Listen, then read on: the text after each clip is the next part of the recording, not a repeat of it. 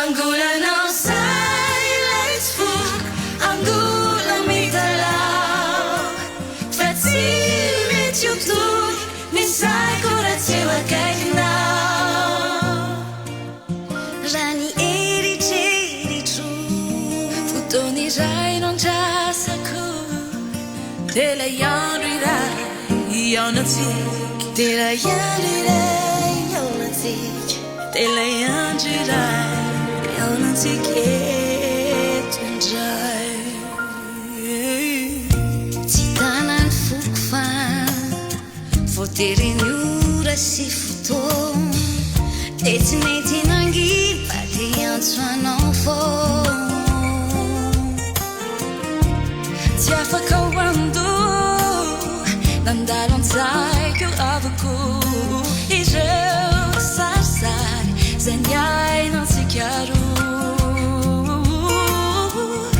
Nandary nangovitrao vao mandrainy anaranao. Raha vao manginy reriny dia matsiaro ireo fahiny. Fa tony vao anikeo reo tantara izay niseho.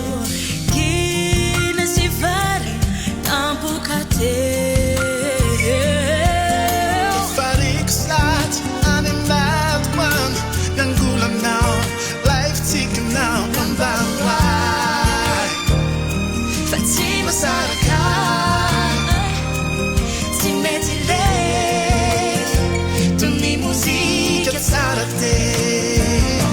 Angulanao silence fuk, angulan mitalaw. Fatsimi tjutur, misai koratsewa kaikinao. Anani eritreritra fotoana iray nondrasako. Ilay andro iray ao antsika, ilay andro iray ao antsika, ilay andro iray ao antsika eto indray.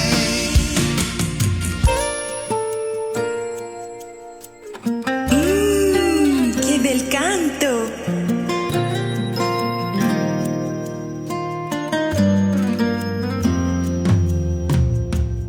La fortuna di fangaro si la minita mamma.